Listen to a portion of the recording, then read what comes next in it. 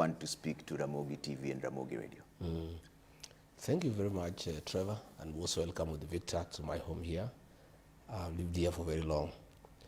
And I requested this interview because this is an important medium of communication to the Luo Nation. And these stations, I want to say they are not tribal. They are very good stations because all communities have their unique ways and they have their language. And communication, as far as I'm concerned, is not what you say, but what is understood.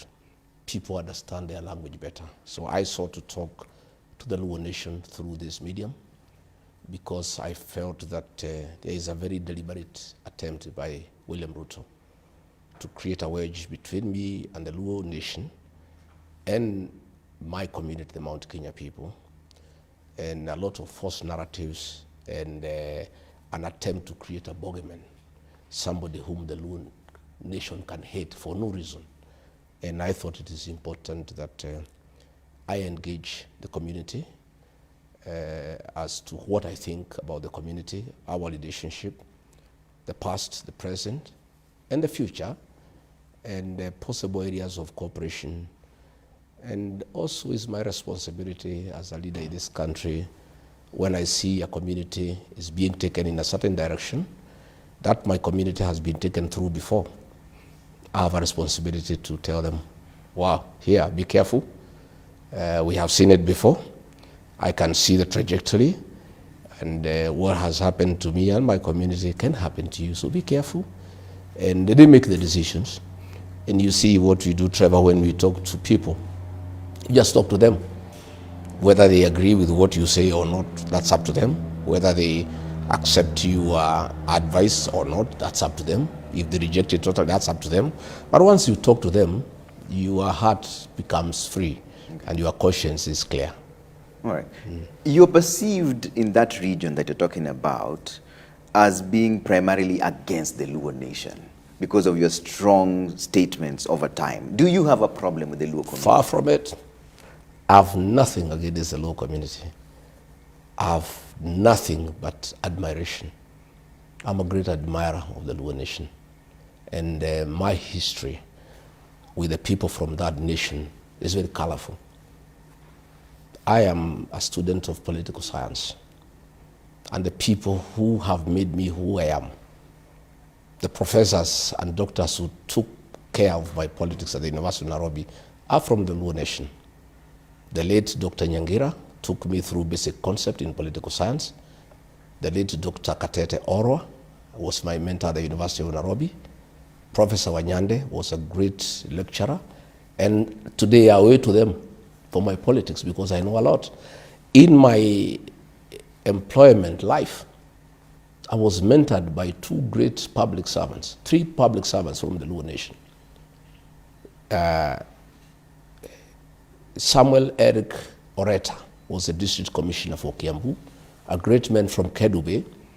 When I reported to Kiambu as a young district officer, 25 years, he took me through how to be a good administrator. And I'm a good administrator through the hands of Samuel Eric Oreta.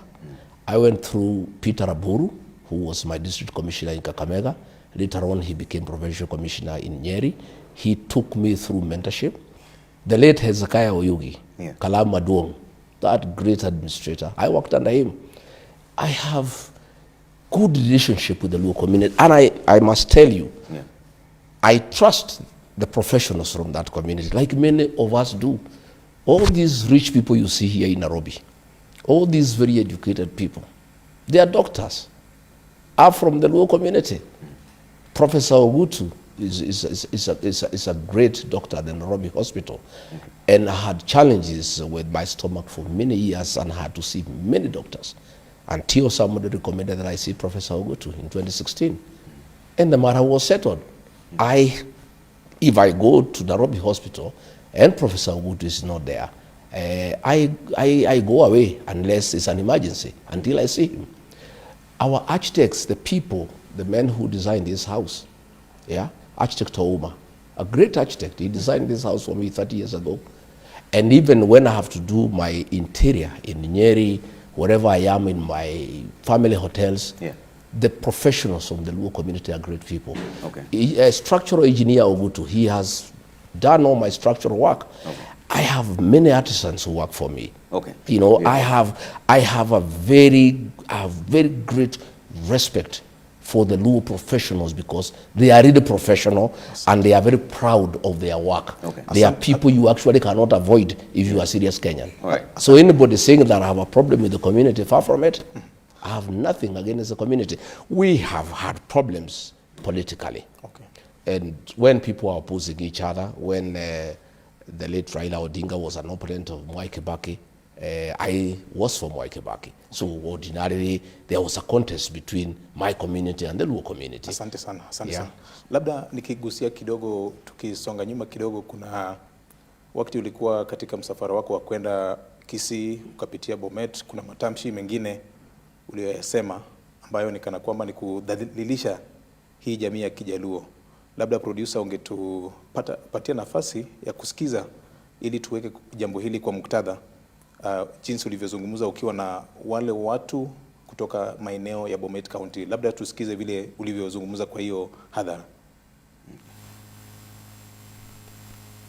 Rais alipitishwa na kura ya mlima na ya Wakalenjin. Sasa nikamuuliza rais, kama tumesahau hii Wakalenjin walikuvumilia mwaka 5, wewe unachukua kila kitu unapeleka Nyanza, kutembelea hii watu, ukija Kericho, ukija Bomet, unakuja kanisa interdenominational, bora ukuje kufungua project Bomet, bora ukuje Kericho, bora uende Nandi.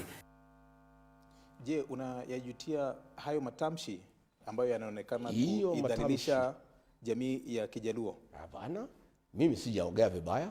Nimesema rais mlimpigia kura, yeye akuje hapa, anaenda Nyanza. Tungetaka aende Nyanza na pia akuje hapa. Sio ati aende Nyanza peke yake, hata mlimani siku hizi akuje, hata pale ingine haendi. Mimi nilisema tulipigia huyu rais kura hapa Kericho. Nimemuona ameenda Nyanza the whole of Christmas. Hajakuja hapa. Sijasema asiende Nyanza, nimesema akitoka Nyanza akuja nyumbani. Kwa sababu hii Kenya ni yetu sisi zote. Huwezi kaa sehemu moja usahau wale ambaye pia walikupigia kura. So matamshi yangu nilikuwa naambia watu ya Kericho, mimi sirithiki ya kwamba rais sio ati hatembei. Kama angekuwa ofisi na hakuna pahali anatembea, ingekuwa labda ako na kazi mingi kwa ofisi na ameamua hatembei Kenya. Lakini nilisema tunamuona anatembea pande ile ya Nyanza kila wakati. Na si Nyanza peke yake kwa Luo Nyanza. Nyanza ni kubwa, iko Kisii, iko Kuria. Sio kusema ni Nyanza peke yake ya Luo Nyanza. Hii ni mojawapo tu ya kanda ambayo ilinakiliwa ukizungumza hayo matamshi. Kuna baadhi ya video ama kanda ambavyo wewe kama naibu wa rais wa kitambo ulizungumza kana kwamba unaidhalilisha hii jamii ya Wajaluo. Je, unajutia matamshi yako kama kiongozi katika hii nchi? Mimi sijafanya matamshi yote dhidi ya jamii ya Wajaluo. Kama tulikuwa na mambo ya siasa tukipambana na marehemu Raila Odinga, hiyo ni matamshi ya kisiasa. Na siasa iko na marubano kwa sababu ni mashindano. Na lazima unasifu yule ambaye unapigia kampeni na unajaribu kumhujumu yule ambaye mnapingana na yeye. Lakini hakuna siku mimi nimetoa matamshi ya kuhujumu jamii ya Wajaluo. Do you believe the president should only visit places where he got votes? No, the president should visit everywhere. Then why should it be a problem when he goes to Nyanza? I'm saying he should visit everywhere. You are very but specific. He should not, you told those people that you are the ones who voted for him, but he's taking your development yes, to Nyanza. Yes, do yes. Do the Nyanza people deserve any They development? deserve a lot of development. And the president should visit Nyanza as many times as practically possible. But also he should visit the Rift Valley where he was voted for. He should also visit the mountain where he was voted for. He cannot abandon the people who voted for him and spend all the time in one region. I was saying he must be balanced and he must serve all Kenyans equally.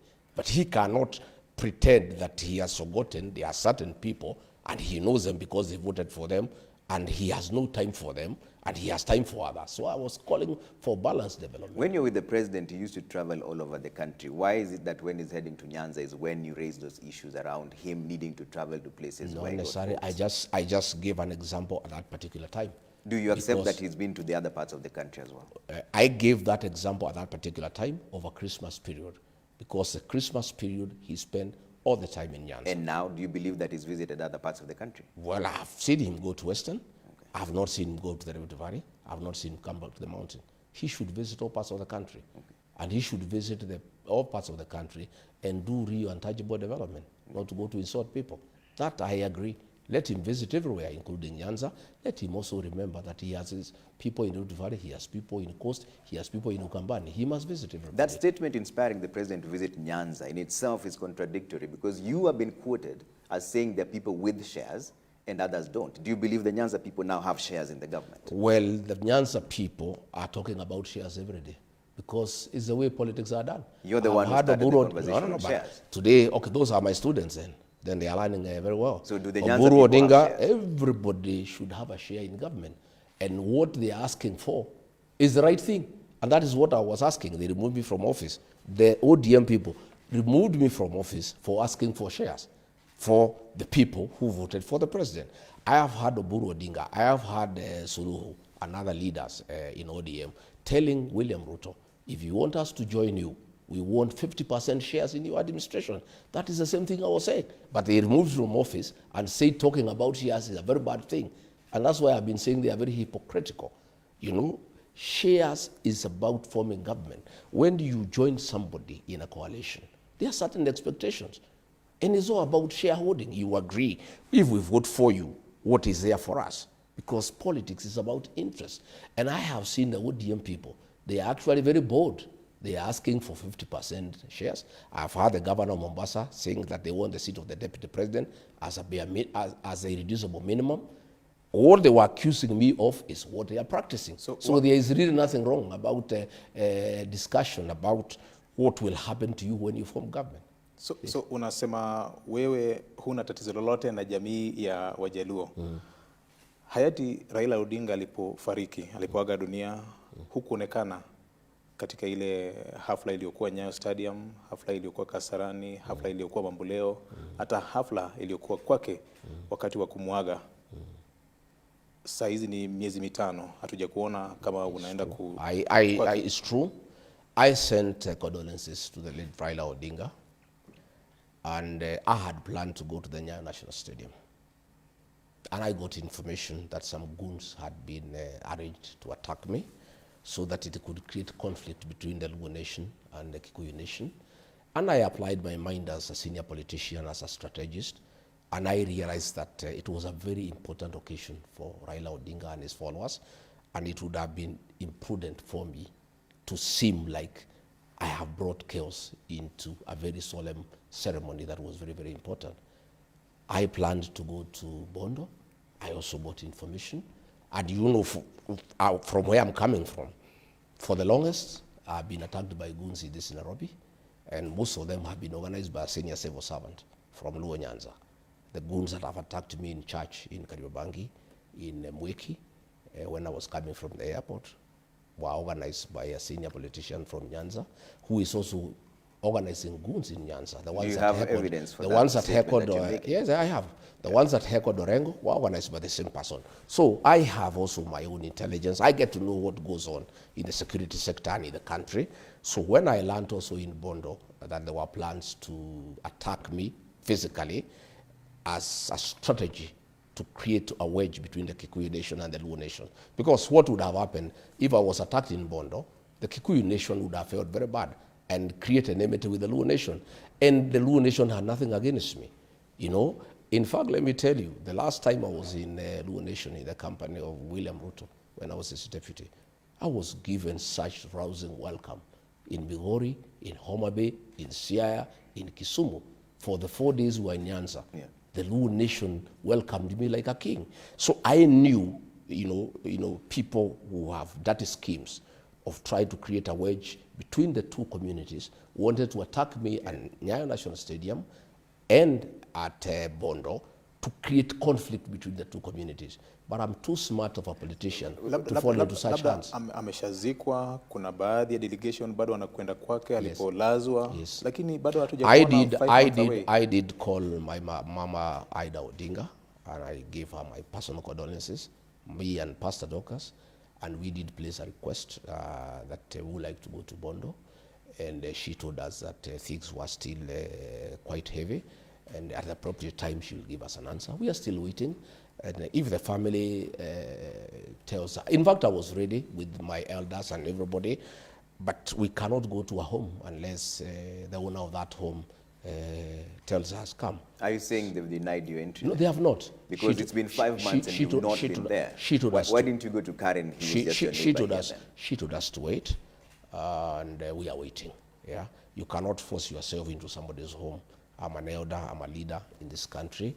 I also am a person who respect families and homes and traditions. What kind of message does it send, Mheshimiwa, when someone you say you revere passed on and you've not been seen anywhere near that place for 5 months? I have made, I made my condolences.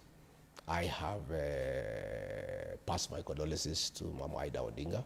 I have said if accorded an opportunity, we would like to go and pay homage to the gravesite. In one of the interviews with the local radio station, and I'm quoting what you said that Ruto alikuwa anajiringa na Raila, sasa Mungu ni nani?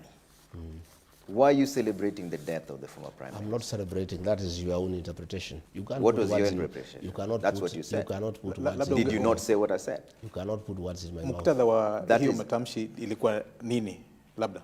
You cannot put words in my mouth. I'm quoting you verbatim. I said life. I said life. Na Mungu ni nani? What I meant is that life is dynamic. What is happening yesterday is not what is happening today, and it's not what is happening tomorrow. It has nothing to do with celebrating. It's simply capturing the dynamism of life. That what was yesterday is not what is today. What is today is not what is tomorrow. Life is not static. Life is dynamic. It keeps on moving on. Mbona kwa ule uchaguzi uliopita ilikuwa sawa wewe kufanya kazi na Rais Ruto, na wakati jamii hii ya Wajaluo kitaka kufanya kazi na William Ruto, kwa kura ijayo inakuwa tabu kwako? Nani amesema iko tabu kwangu? Matamshi yako ni peupe, Mheshimiwa. Sijasema iko tabu. Matamshi yako ni peupe, yanasema hivyo, yanaangaza hivyo. Mimi nakuuliza, siku rais alikuwa anapigana na Raila Odinga, alikuwa anaunga mkono? Hakuwa anaunga mkono. Kwa hivyo siku tulikuwa tunapigana na Raila, hatugeunga mkono. Tena mimi sikupigana na Raila, alipigana na Rais William Ruto. Mimi nilikuwa nasaidia William Ruto kupigana na Raila, lakini yule ambaye walipingana na yeye ni Raila Odinga na William Ruto, sio mimi. Kwa hivyo huwezi sema ati niko na shida. Mimi sina shida. Mimi natafuta uongozi. Ruto anatafuta uongozi. Na lazima sisi tupigane na Ruto kwa sababu tunataka kumshinda. What has changed now? Because this president who you're saying unataka kupigana naye kwa sababu unataka kumshinda was a darling at some point to you. Is it because of the impeachment that now you've changed tune for someone you referred to as your brother? William Ruto betrayed the Kenyan nation. The Kenyan nation or you? The Kenyan nation. He's still the president of the nation. It's he betrayed the Kenyan nation. He said he'll put money into people's pockets. Instead, he took the little that he had. During his campaigning, he said there will be no extrajudicial killing. He came and abducted children and killed them. During his campaign, he said there will be no evictions or demolitions. There are demolitions every day. Lakini ubomoaji ulifanyika hata kama wewe ulikuwa naibu wa rais. Well, if you remember, ukikumbuka, katika mashtaka niletewa Senate moja ilikuwa nilipinga ubomoaji. Kwa hivyo mimi nilikataa hiyo maneno kwa sababu tulikuwa tumeahidi wa Kenya ya kwamba baada mambo ya kuharibika kati yako na rais ndio ukaanza kuzungumza vilivyo. Lakini hapo awali ni kana kwamba ulikuwa na unga mkono hakuna mambo ya wakati huo. Mimi nilipinga maneno kutoka ndani mpaka ikafika pahali hawezi fichika. Na moja ya hayo maneno ni ubomoaji ya mali ya umaskini.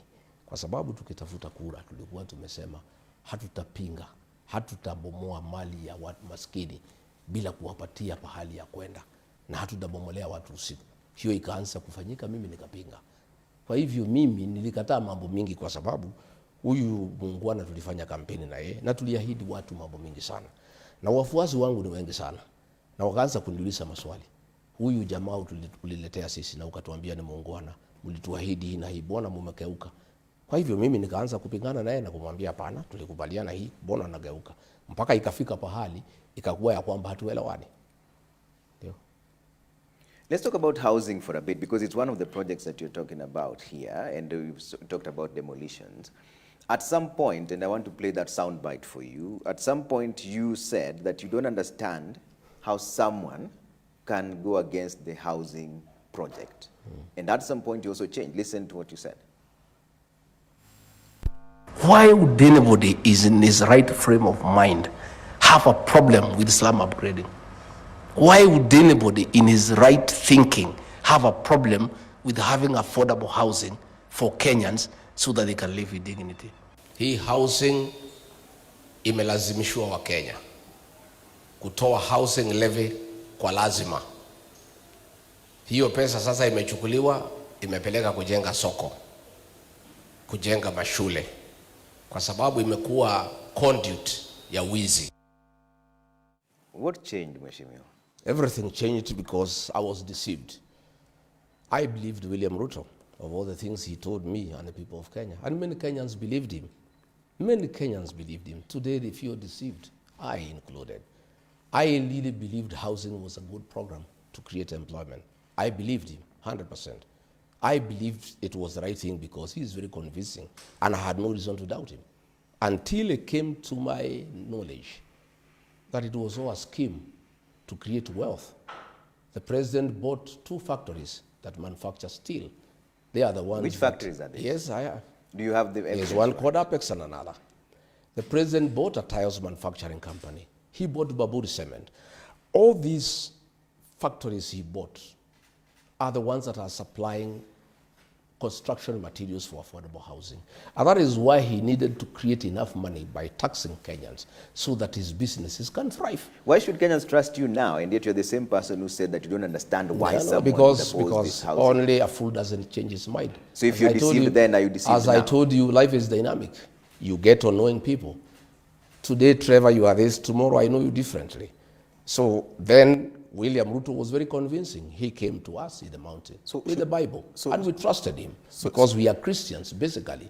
But on assuming office, he became another person. He became a businessman. And I was there as his deputy, and I saw through it, and I couldn't take it. And I said, no, this is not what we promised the people of Kenya. Kwa maana vitu vinabadilika jinsi ulivyosema. Sasa kuna haja gani pia sisi kukuamini wewe kama mwanasiasa? Well, hiyo itakuwa ni Wakenya kama wataniamini, sio wewe. Wakenya wataangalia vile mimi naongea. Wataangalia ile facts mimi naweka kwa meza. Na wataona kama wataniamini. Now people keep on changing their mind. Huyu William Ruto ana shida kwa Wajaluo siku 5 akitukana Rigathi Gachagua na Wakikuyu. Alikuwa huko mwaka 9 akitukana Raila na Wajaluo. Leo anasema baba ni mtu mzuri, Wajaluo ni watu wazuri. No, wait, wacha nimalize. So umeniambia why people change their mind. Let me give you a good example. Okay. Today, William Ruto is in Nyanza abusing me for 5 days. Saying I'm this, I'm that, making me a bogeyman, and attacking my community. We are tribalist. For 9 years, he was all over the country abusing Raila Odinga, kusema ni mchawi, ni muganga, kusema Wajaluo ni ile watu ya kungoa leri, Wajaluo ni watu ya fujo, kusema huyu Raila haendi kanisa, anakuwa na nyoka mfukoni. He was saying all those things for 9 years. You also said the same thing. Yes, I did, and I'll tell you. I'll explain to you. Let me finish. That is fighting. Yes, I did. So is that the same position you hold now? I'm saying. Mpaka ukasema wewe ulikuwa unafanya kwa niaba yake pia. Ngoja kidogo. Simuache. Na ulisema kwani mko na fujo, simuache niongee. Tunasikizana. No, I can see you have predetermined questions. So also let me answer. So umeniuliza swali. Okay. No. Tunakupatia nafasi ya kuyajibu. Wacha tukubaliane kwanza. Okay. Ukiniuliza swali lazima nijibu. Kwa heshima na taadhima tunakupatia nafasi ya kuyajibu maswali tafadhali. So wewe ukisema kitu pia unipatie nafasi. Okay. Umeniuliza kwa nini nilibadilisha mafikira. Nimekuambia William Ruto huyu ana shida kwa Wajaluo. Akitukana Rigathi Gachagua na Wakikuyu. Alishinda kwa Wakikuyu akitukana Raila Odinga kusema ni mganga, ni mchawi, ni mtu ya Wajaluo ni watu ya kungoa leri, Wajaluo ni watu ya fujo. Leo alikuwa anasema jana Wajaluo they are intellectuals, they are very intelligent people. But it is you we are talking to, Mheshimiwa. No, but I must give examples because also when you ask me questions, because you must give it the same thing. So I'd like to hear your accountability of the same Trevor, I must give examples of how leaders go. This is one leader called Rigathi Gachagua. You have said, I also say the same thing is true. Because in our campaign, it's like a choir. William Ruto was the choir master. He was the composer of the song and the soloist. So wale choir members wanafuata what the choir master is saying. Yeah, ndiye alituambia hiyo maneno. Sasa wewe ulikuwa kwa chorus. Yeah, tulikuwa chorus. But have you now changed your mind? No, me now I'm a choir master. So those who are behind me so now, the song has now changed. I have a different song. Why should they believe you now But that the song was not my changed? song. It's just a song that you've No, changed. it was You're still not my song. You're still the same chorus, and now you're the choir master. That song was not mine. I was a member of the choir. Choir ilikuwa ya William Ruto ya kupiga Raila Odinga na Wajaluo. Sisi tulikuwa choir members. So tunafuata choir master. Ulikuwa unatumiwa wewe? We were members of the choir. But this new song, have you now changed your mind? I have said. Why should the people? I have given you yes. An analogy. Why should the people believe a choir master or a chorus master who changes tune? It's up to the people to believe. It's like they're asking you. If they, I don't know. They will listen to me. They will listen to me and decide. You painted the Luo nation as a nation that is chaotic, violent. I didn't. In fact, William Ruto did. It's not me. It is not me. I'm quoting you. You said at some point that a community has been castigated as people who cause violence every single time. I've told that you. That was you. I've told you. Directly. I've given you a very good explanation. Community. I've given you a very good explanation that I was a part of a choir, and our choir master was William Ruto. And our work was to repeat the chorus from the choir master, who was also the composer of the song. At what point will you take responsibility for your own utterances? I am saying because now you're saying that he's the one who told you to say it. No, I'm saying, Trevor, we were in politics. And, are you still in politics now? Yeah, we're in politics. So why should they believe you? I am saying we were having a contest between Raila Odinga and his people. And that was the politics of the day. I am not in politics with Raila Odinga. There is no presidential candidate from the Luo nation who is facing me. So there is no conflict. That was a contest. People are looking for positions. And there is a conflict as it goes on in politics. So they will be trading here and there. Why William Ruto now is abusing me, he was abusing Raila Odinga then because he was his competitor. Today, his most strongest competitor is Rigathi Gachagua. And so he has just changed tact. The way he was abusing Raila Odinga is the way he's abusing Rigathi Gachagua because I'm his competitor. Do you regret this abusive language that you and your former boss have treated the nation to? I have not abused anybody myself. You started this conversation. I did not start. Did you describe the president as having lost weight? I made that description. That description is true. That is considered body shaming. There is no apology to make. I described the way he looks. I did. Chapter 6 of the Constitution and Integrity, Article 73(3), says that state officers should behave in a manner that bestows respect and dignity. I'm not a state officer. You've been the second in command. I am not a state officer. I'm not a state officer. So are you now allowed then to just abuse your other fellows just because you're not a current state officer? I am not a state officer. You've been the second in command. Do you regret the statements I have no regret whatsoever for my utterances. I made a true description that our other Kenyans have made. I'll continue speaking truthfully. You know, people say when people who steal, what are they called? They are thieves. People who do this and that, they must be described for who they are. And if anybody has a problem, you can take me to court. Do you believe that statement is demeaning? No, it's not. What do you think it is? It's up to you to think. You've what just, you think. I've told you I'm not the one who made the statement. I have nothing. Was it demeaning? I have nothing to say about it. I've said it's a true description of what I see. What does the appearance of the president have to do with governance? Well, you'll have to ask him. You are the one who described him. I'm saying it's you to ask him why he's so agitated. But I'm speaking to you, and you're the one who started this conversation. You are the one to ask him why he's so agitated. Tumekuuliza kwa sababu wewe ndio ulikuwa mtangulizi wa jambo kama hilo. Are you a lawyer for the president? This is waandishi wa habari. No. You also cannot. Are you here holding his brief? It's a question that everybody No. I can see. You're a leader. Are you holding a brief for William Ruto? Honorable Rigathi Gachagua, you've been the second in command in this country.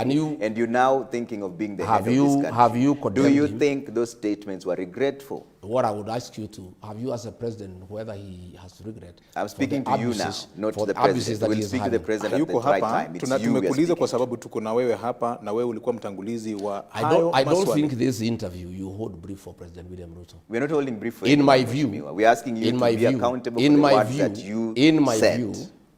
I had hoped that you would ask me issues or development to do with We will get to nation. that. Let's clear out a few things first. Kuna maswala I refuse to kuna, have kuna that. maswala ya uongozi I refuse to have you have kuna a whole maswala group for William kuna Ruto. maswala ya uongozi na uadilifu jinsi I have already alivyosema answered katika that chapter question. I 6 have ya nothing to katiba. add.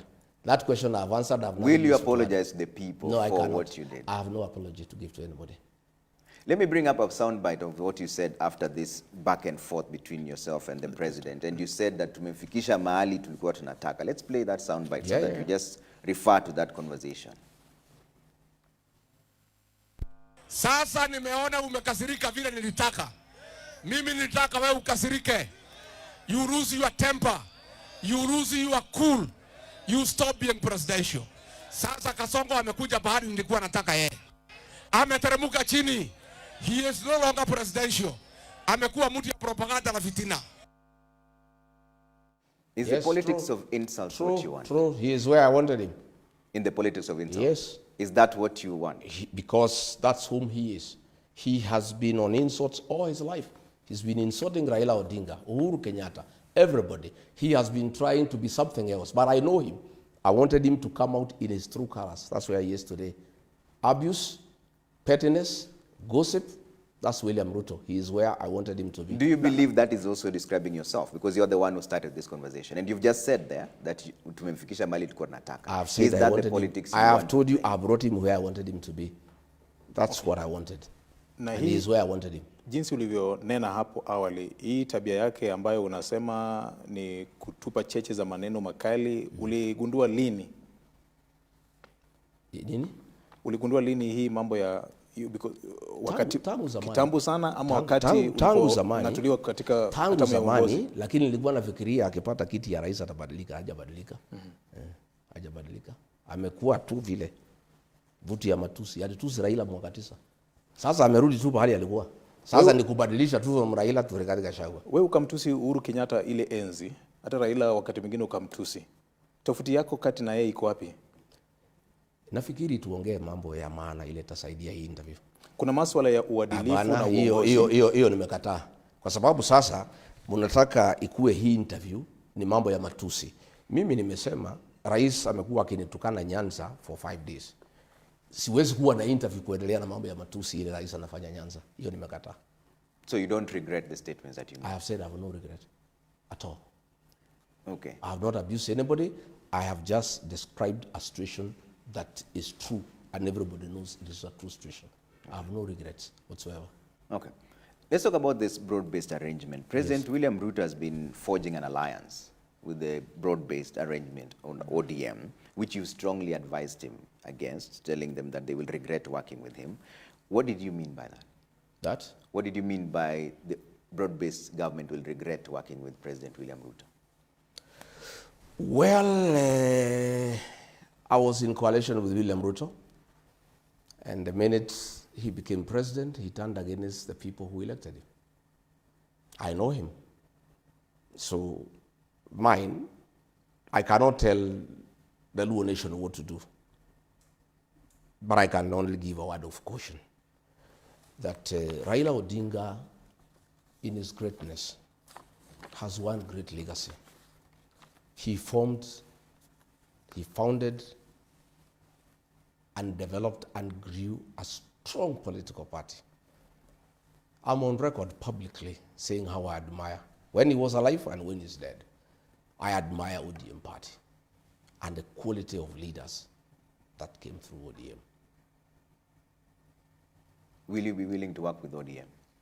I don't have a problem with anybody. I have a problem that ODM is on his deathbed. And we want a strong political party. Strong political parties are good for our democracy. When William Ruto decided to work with Raila Odinga was deputy, and I asked him, you had a lot of problems with this man. You told us this man is the cause of all Kenyan problems. You hated Uhuru Kenyatta with all your life and said so publicly for working with Raila Odinga. How come, after having a problem with Uhuru Kenyatta for working with Raila Odinga, you now want to work with Raila Odinga? What has happened? And he told me, we were quite close. He confided into me that we cannot allow ODM to be. We must destroy ODM. So we must get nearer Raila Odinga, get nearer ODM and destroy it so that we are able to govern. This is hearsay, you're saying. So you're saying the president wanted to destroy ODM? Yes, he told me. But it is the same party he wants to work with now. How does that make sense? He doesn't want to work with ODM. He has destroyed ODM. ODM is a pale shadow of his former self. What will happen, and you tell me, this NDC that is scheduled for Friday, that is ODM's last supper, and I hear Ruto wants to attend. Let me be very candid with the ODM followers. That is Raila's legacy. Please don't allow William Ruto to destroy ODM, because I have been in this space before. The only way a region can protect its interests in a government is through a strong political party. My people from the mountain, we are in the terrible situation we are in, I included, because we went to join Ruto without our own political party. And he shortchanged us, turned against us, and can do whatever he wants. If ODM agrees to be swallowed by William Ruto, the people of that region will be at his mercy. And they'll come to cry the way we are crying. So it's up to them. And if they must join William Ruto, because we cannot stop them. Yeah? If they must stop him, if they must work with him, I'll give them a few tips, because it's important that I do so. And if they listen to me, it can help them. If they ignore it, it doesn't matter. But at least I'll have spoken, and it will be on record. If I had listened to President Uhuru Kenyatta, when he told us that William Ruto cannot be a good president and it's not good for the country, this country will not be in the shit we are in. Myself and the people of the mountain will not be in the predicament we are in. With respect to what's your language, Mheshimiwa? Yeah? What's your language, Mheshimiwa? No, I'm just saying. It's national TV. I'm just saying we will not be where we are. Towers. We will not be where we are. And the mistake we made was to join William Ruto in his party. Since that we have learned and formed our own party. And we cannot be swallowed or merged with anybody. We'll have to work, whoever wants to have a coalition with us. Our party, the DCP, will have a coalition intact without being swallowed by anybody. So my advice to ODM. Okay, kati ya ODM shauri, hii ni chama ambacho kimekuwa katika siasa ya Kenya kwa muda wa miaka 20. DCP is hardly 2 years. I'm talking as Rigathi Gachagua. It may have been 20 years. I may be nobody, but I cannot be denied a chance to give advice. Maybe you think I'm nobody, but I'm saying I have been with William Ruto. Listen, I've been with William Ruto as his deputy. I helped him to be president with my people. He shortchanged all of us. So I have something that I know that I can share, because I can see ODM is being induced to work with William Ruto. I have some experience that can be useful. Okay. Unless you don't want me to share. Asante. Yeah. Asante. Umenena hapo kwamba nyinyi kama watu wa mlima mlidanganywa kwa sababu hamkuwa na chama cha kisiasa. Kumaanisha chama cha DCP ni cha watu wa mlima pekee? Hapana. Tukiangalia vyanzo vya sheria, chama yetu ni ya kitaifa. We won a by-election in Kisa East in Quisero, that is Kakamega.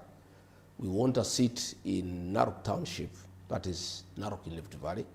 We won a seat in Kariobangi North, which is cosmopolitan. But every community has a political home. You know, the Luo Nation, their political home is ODM with other Kenyans.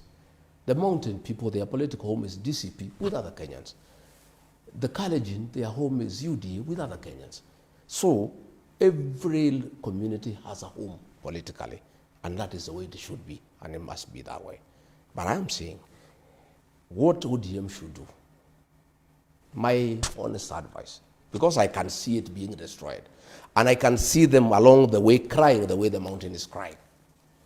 One, ODM is owed 12 billion through the political parties fund. If William Ruto is serious that he wants ODM to stand as a political party, John Badi is the CS National Treasury.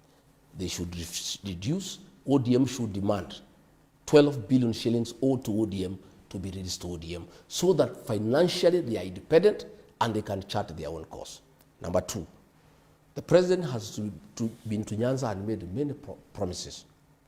He has one budget to go, 2026-2027 financial year.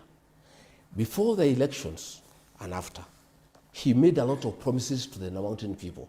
Mau Mau roads, this, that. Nothing has been done for 4 years. What ODM must make as reducible minimum?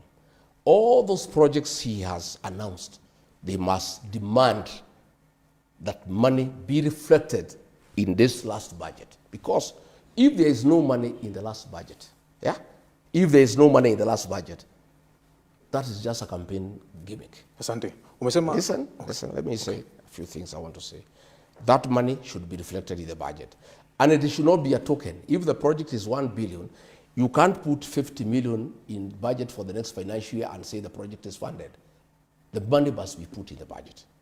Number three, whatever relationship, whatever agreement that they want with William Ruto, let them learn from me. It must be made public. If they are being promised that they will be given the deputy president, it must be announced publicly. Whatever they are being promised, there should be a public pronouncement. Because the mistake I made, we did some things under the table in writing, even Musalia, they did the same. All those things were not honored by William Ruto. And I can tell the people of ODM, things they are agreeing with him, they will not be honored unless he makes a public pronouncement. And they should demand early enough so that they have time to look elsewhere in case they are not satisfied with what they are agreeing with him. Number four, and the most important, to make sure that ODM stands. William Ruto had no footage in Nyanza. He had no footage in Coast. He had no footage in Northeastern. He had no footage in Western. If ODM enters in agreement with William Ruto, they must demand that those areas are zoned for ODM so that they have enough members of parliament to be able to go into government with.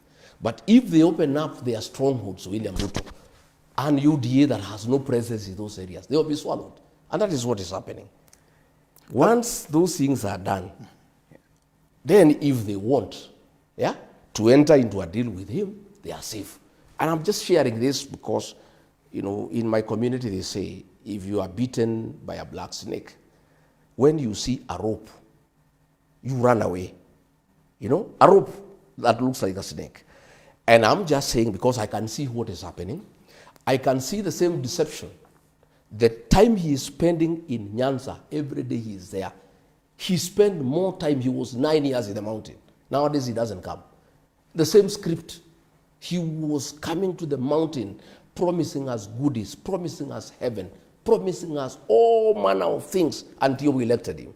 I can see the same script going on. And I have a responsibility as a leader in this country to tell the people of Nyanza, please, Asante. I've been through this. Yeah. My people have been through this. We are all crying because we were deceived. We were conned. I can see another con game going on. I can see deception going on. Please be aware. Okay. And if you don't heed and it happens, please never say Rigathi never told us. Wacha nikurudishe nyuma kidogo, Mheshimiwa Naibu wa Rais wa kitambo. Hapo awali ulisema huna shida na hii jamii. Unavyozungumza katika ile structure ya uongozi wa DCP, je, kuna yoyote yule ambaye anatoka katika eneo la Nyanza? Swali la pili, kuna wakati ulisema the position ya PS Interior na CS Finance ilikuwa a reserve of the mountaineers. Yes. Na bado unatuambia unatupenda? No, watu wa Nyanza. My friend, one, Mable Owino, the Deputy Secretary General in charge of strategy, is a Luo girl from Kisumu, very talented young woman, and she's working with me.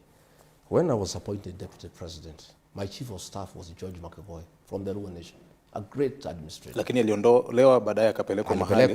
Ruto alimtoa akampeleka Djibouti. Djibouti, some funny somewhere. Yeah, I loved the guy. And when Ruto found my office was functioning well and he wanted to bring me down, one of the strategies he did to start undermining me was remove George Makagoy. He's a man I had brought to my office. I have total respect for the community and their professionalism. There's something you asked me.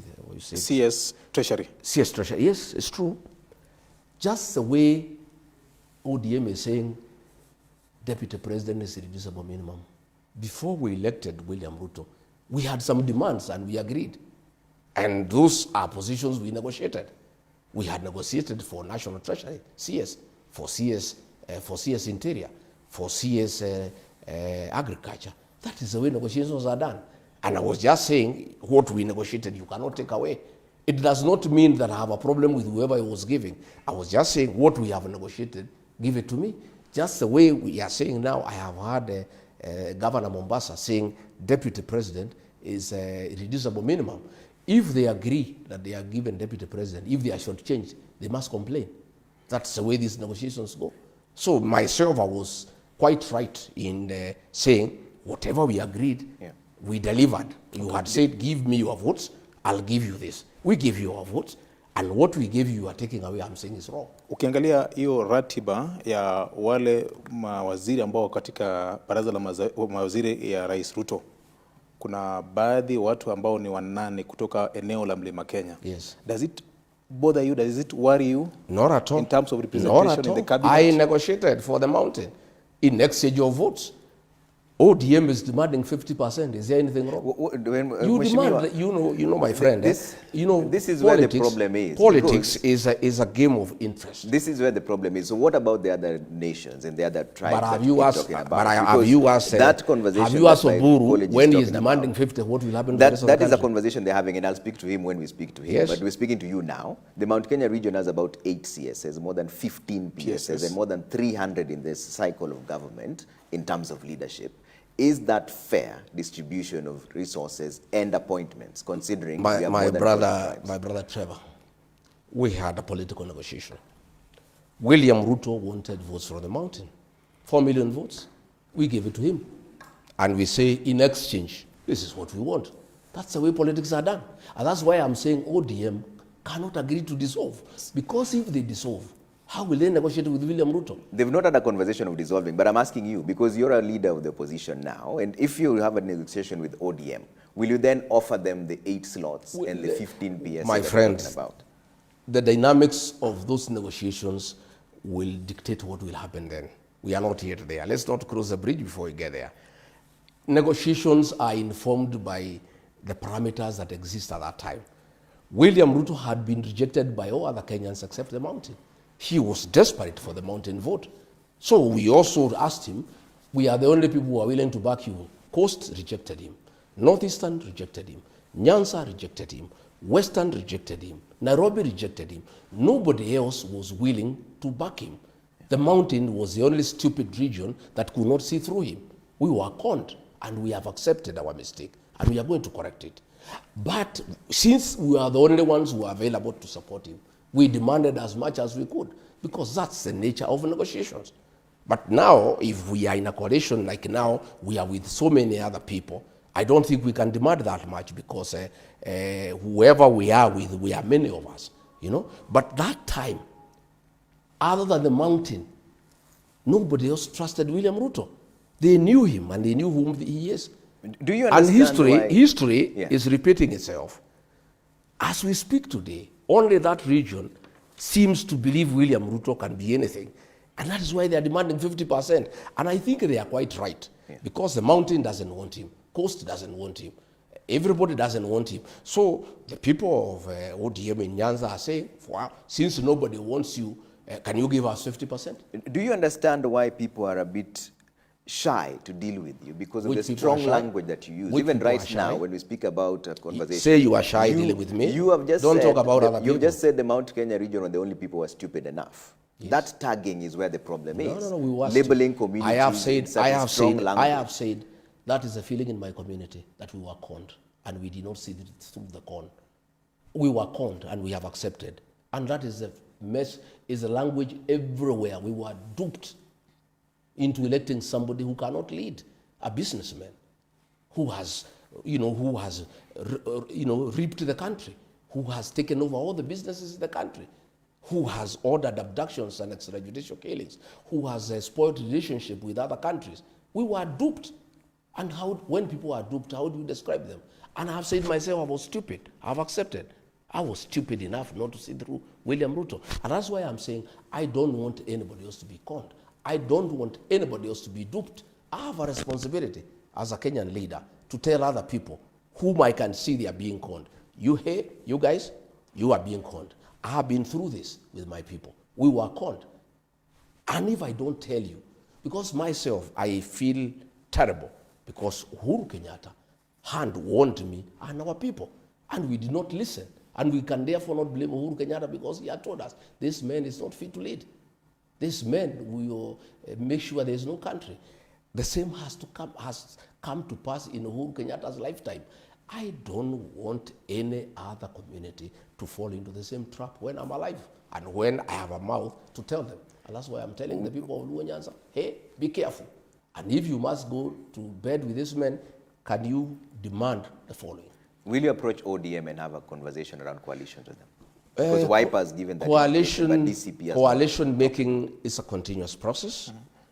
We are waiting to see what happens after Ruto breaks down ODM and what remains and whom we can deal with. How will he break it down? Because there's been no conversation about dissolving ODM. Already, it's a conversation for a coalition, a broad-based government. Junet, Wanga, they have sold ODM to Ruto. It was sold in Kirigori. There's no evidence. Did they say only ODM? And what is the evidence to that effect? I've just told you. Waliuza chama kwa pesa ngapi? We know these things, my friend. We have been around for a long time. No, explain when Rigathi tells you your wife is pregnant, go and buy that. Let's explain this to us, Mheshimiwa. So you are working currently with the DAPK and Wiper and everybody else. Have you bought them? No, I've not. So why is it that when UDA is working with ODM, then they've been bought? You see, they have been bought. That is why they want to kick out Sifuna, the Secretary General of the party. No, let's talk about that is why. No, listen, so why? You asking me why. Yeah, have you bought this No, Wiper I've not and bought DAPK? anybody. They don't. So why is building the other coalition between ODM and UDA a matter of one buying the other and not coalition building? Because the people who sold ODM don't want Sifuna. Because Sifuna has refused to sell ODM to William Ruto. That's why they have called an NDC to kick him out. And that will be the death of ODM. And that's what Ruto wants. He wants to kill ODM. He told me myself that I'll kill this ODM. I cannot allow Again, such that a is strong hearsay. So we cannot verify that statement because that was a conversation Go and ask him between when the you two of you. How much was ODM bought for? I don't know the figure, but a deposit. So how then do you know it was bought? A deposit has been paid. How much deposit? What? How much is the deposit? That is a story for another day. No. So you're the one making the allegation. I'll go and find out also. You're the one making the allegation. Ukasema sisi kazi yetu ni labda kujua zaidi. Pia nyinyi mfanye kazi kidogo, mimi nimepatia nyinyi tip, nyinyi mfanye hiyo ingine. You are also investigative journalists. Go and find out the figure. Okay. And let me tell you what happened. My brother, just open up your eyes. I've done oral literature. I studied Luo customs. Death and burial is a very strong and emotive issue in the Luo nation. Okay? Raila Odinga dies. Before his body arrives in Kenya, ODM has changed hands. In an African setup, and among the Luo have studied oral literature, you don't inherit a man before he's buried. ODM, Raila was the leader of ODM. He dies. A team is sent to go and bring his body. Junaid Mohammed conveniently becomes sick. He doesn't go to collect the body. Suluhu gets sick, conveniently doesn't go to collect the body. Oburu, conveniently, the brother doesn't go to collect the body. Before the body arrives, National Executive Council is convened. And the leadership of ODM changes hands. Raila Odinga is inherited before his body arrives in the country and before he is buried. It has never happened in an African custom. ODM had already been sold, and the coup was done even before his body arrived in this country. Yeah? And that is why they want to kick out Sifuna, because Sifuna cannot agree to that scheme. The statements of the ODM being sold is the one thing you keep referring to, but you can't tell us how much. Why should we I've asked you, that conversation? And you keep referring to Sifuna, that is one person. Doesn't it that is just a fallout with one person. person. No, you are low. Doesn't it bother you? That a man is inherited before he is buried. I'm not the one answering the questions. You're the one answering the questions. I'm just saying, I'm just throwing a question. You're the one answering the questions. For your own mind. Why would you say it's been bought? But why don't you? Why are you not asking me to explain? We're asking you to explain how much was it bought for, and you're not telling us. Lots of money.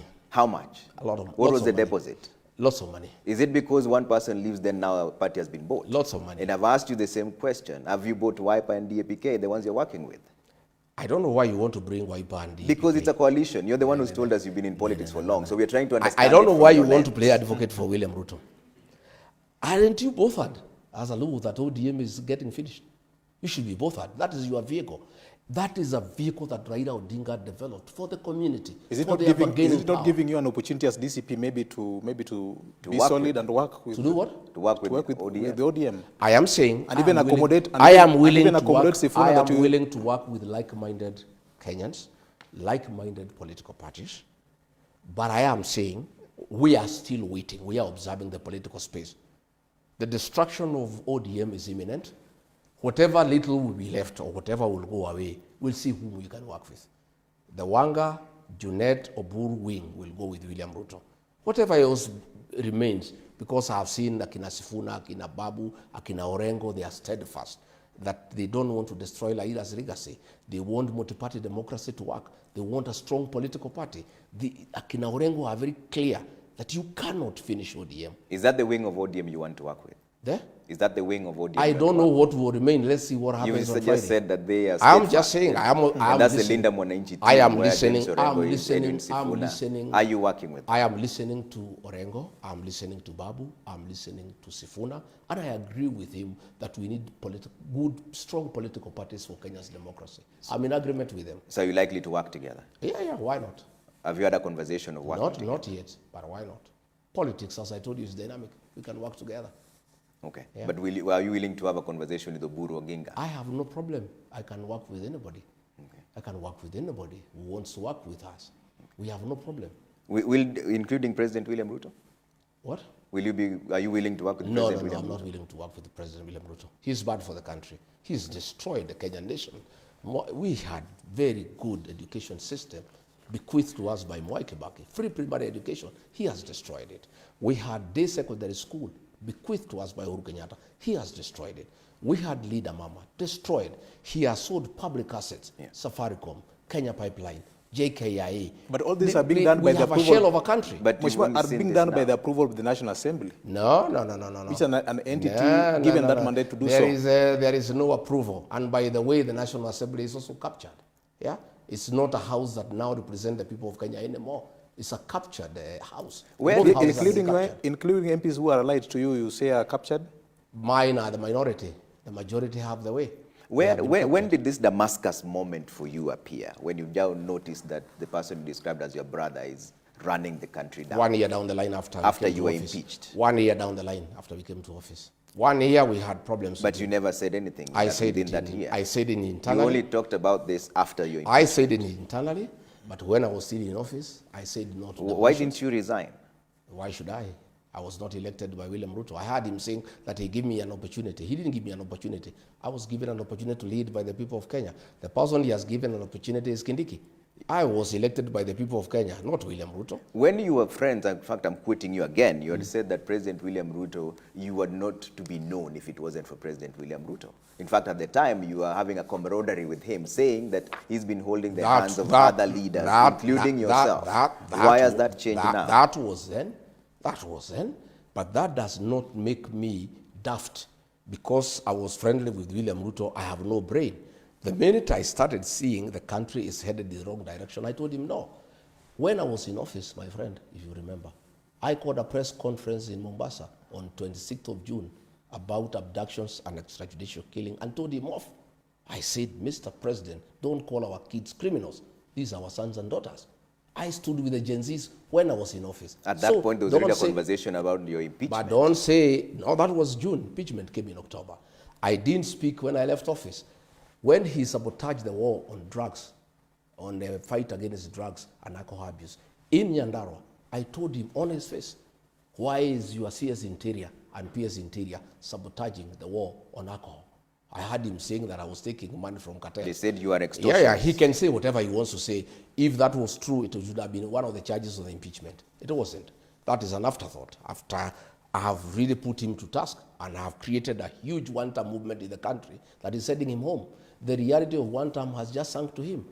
I have told you, I told him publicly, don't sabotage the war on drugs and alcohol when I was in office. I did not start telling him off when I left office. And one of the reasons why he had to get rid of me is because I was opposing him from within the cabinet. When he brought the finance bill, 2024, I was the only one voice in the cabinet to say, no, this is not acceptable to the people of Kenya, and the people of Kenya will have a problem with it, and we shall have an egg on our face. And it came to pass. I went back to the cabinet, I said, Mr. President, I told you, after the Gen Zs forced him to back down, I said, I told you, you did not want to listen to me. I told you this thing cannot be accepted by the people of Kenya. So this argument that I only spoke after I left office is a fallacy, it's not true. I spoke from inside, and that is what precipitated my removal, because I was bringing oversight and sense, and starting with the people of Kenya from within government. And by the way, that is what the framers of the 2010 Constitution wanted. They wanted a deputy president who is elected and who can check a wrong president from within government. That was the intention of the framers of the 2010 Constitution. They did not expect a robot, an appointed deputy president like the one we have, who cannot say no to the president because he's his appointee. The framers of the 2010 Constitution wanted to bring oversight within the executive so that you have a president and a deputy who are both elected. And since not both of them can go wrong at the same time, if one of them goes wrong, the other one can check him. Hiyo ilikuwa kazi ya bunge. Tuko na makamati mbalimbali za bunge kuangalia jinsi executive inavyotenda kazi yake, Mheshimiwa. Are you trying to rewrite what the Constitution says in terms of its spirit and letter? I am saying there is something called the letter and the spirit of the law. The letter is what is written. The spirit is the intention. Why did the framers of the Constitution want two elected people, one president and a deputy elected by the people? So that the deputy president has a voice because he's elected by the people. The current deputy president we have is a robot. He's somebody's appointee. There's nothing he can say. Everything is yes, sir, yes, sir, yes, sir. You had said in one of the political meetings when you were still in good terms with the president that wewe ni mtu wake wa mkono, wewe ni Mr. Yes, sir. I see. Yes, on good things. I was prepared to be yes, sir, on what is true, what is good, what is constitutional, what is within the law. I had no problem. And for the good things that we were doing, I was supporting him 100%. But when he started abductions, extrajudicial killings, I said no. Okay. When he started demolitions and evictions, I said no. When he started theft of public resources, I said no. When he started misappropriation of public funds, I said no. I was prepared to be loyal, yes, sir, on things that are constitutional, things that are good, things that serve the people of Kenya, things that are appropriate, and that improves the lives of the people of Kenya. I was more than prepared. Thank you. The minute I realized that what was happening is not what is supposed to happen, I said no. Kuna wakati ulikuwa kama naibu wa rais, wakati chama cha ama coalition ya Azimio walipokuwa na maandamano, tulikuona ukiraukia mapema sana kwa ofisi yako, ukicoordinate masuala ya kudeal with mambo ya maandamano, watu waliuawa, watu wakapigwa vibaya sana, mali ikaharibika. Was this part of the script of saying yes, sir, to the Mr. President? I was not in charge of security operations. The way the security architecture works in You chaired a meeting, Mr. The way Shima. The security architecture works in You chaired some meeting in absence of the President. Yeah. Let me tell you, the way the security architecture works in this country is that the President is the chairman of the National Security Council. He also appoints all the security chiefs and they report to him directly. The Deputy President has no say in security operations, except if directed by the President to carry out a certain assignment, or the President is out of the country and deliberately assigns the Deputy some duties. That meeting I chaired that one day on a Sunday morning. We had gone to the airport and he was chairing the meeting. At time was going, he told me to continue with the deliberations. Okay. But all decisions on the crackdown on Maandamano were made by the President, executed by Kindiki and Raymond Omolo. I was a bystander. Going to the office early in the morning was part of my routine. I used to go to the office every day at 5, whether there is Maandamano or no Maandamano. I have found some ODM MPs going to Nyanza to tell people that people were killed when I was Deputy President. I was not President. I did not appoint the Inspector General. I did not appoint the director of the DCI. I did not appoint Raymond Omolo. I did not appoint Kidiki. Those were appointees kuna of wakati President ulisema, ukasema kwenye kanda kwamba IG wa polisi wa sasa kijana kutoka kwenyu wewe ndio ulimpendekeza kwa rais. Yes. But he's the appointing authority. You can recommend somebody, but he can take it or not take it. So did you recommend the wrong person? Is that what you're saying? Do you regret recommending the IG? No, I have no regret. What happened with IG is that the president decided to sack Kenoti, who was DCI.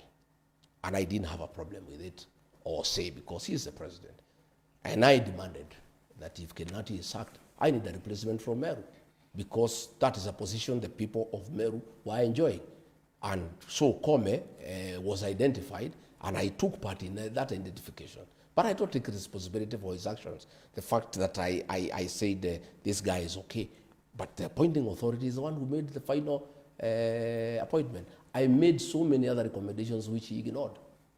Yes. Okay. Let's take some feedback here. We're about to take a quick break for the highlights here, but there's quick feedback. Ashley Dan says, shame on you, Ramogi, for inviting a tribalist for an interview.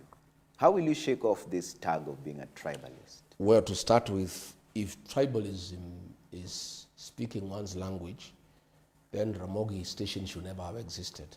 Why do you call me to a tribal show? We didn't call you. But you know, I'm saying, why does this show exist? You requested us to come here. No, but why does it exist? Why does Ramogi exist? You are being asked here that there's a tag for you being a tribalist. What makes me a tribalist? Shareholding conversation is one but, of them. That's Oburu a big is talking about conversation that's shareholding. happening. But let's not deflect the question to No, other people. no. It's you who started this Let me tell conversation you, on shareholding. my friend. And people believe that you stand for the mountain more than any other reason. Shareholding is part of the agreement between Wetangula and Musalia Mudavadi and is signed by William Ruto. Does that make him a tribalist? Shareholding is part of discussion on political negotiations and is going on as we speak today. And there's nothing wrong with anybody saying, if we support you, this is our expectation. And that's what ODM is saying. And they are saying it so loudly. Why is that person sending you that message, not asking why Oburu and those who are asking for shareholding with Ruto are not tribalists? Because we're speaking to you now. So is that the same arithmetic that you have as that as is a tag. position? Let me tell you, that tag of tribalism has been pushed by William Ruto. But when I was supporting him, he never said I'm a tribalist. When my community was supporting him, he never said I'm tribal. My community and I are not tribal. Ask me why. In the last election, we had a candidate called Mwaura. We never gave him any vote. We gave 4 million votes to William Ruto and 1.3 million votes to Raila Odinga. I had the leeway to say I cannot support William Ruto because he comes from another community. Okay. Then how do you call me a tribalist after supporting a Kalenjin to a man? I supported him with my people. Okay. When did he realize we are tribalists? Then he was saying I'm a very good man, a very good mobilizer, a people-centered guy. I don't know what. He had very kind words about me. Okay. But the minute I and my people decided that he had betrayed us, he had shortchanged us, he had deceived us, he is not what he told us he is, he's not what we thought he was, and we changed our mind, then we became tribal. All right, stay with us, Mheshimiwa. We have to take a quick break. Nyikuwa Ramogiro kamana nyoko mkitira Mugi TV kaendie. Network makende gyogai mar DCP Mheshimiwa Rigathi Gachagua kijalo pjaten piny Kenya machone dala ne makaren obiro ne achiel kachiel kontiere kagi VOJ Victor Tieno Juma mar Radio Ramogi. Waka thuolo moro yue machuok mondo muwinjare weche manyien madhi biro saa 3 to koduogo kendo to pod odhi medo go mbaka gi Mheshimiwa Rigathi Gachagua menogai mar DCP gi jalup jatend piny Kenya machon. Kik udhi mabor ahinya.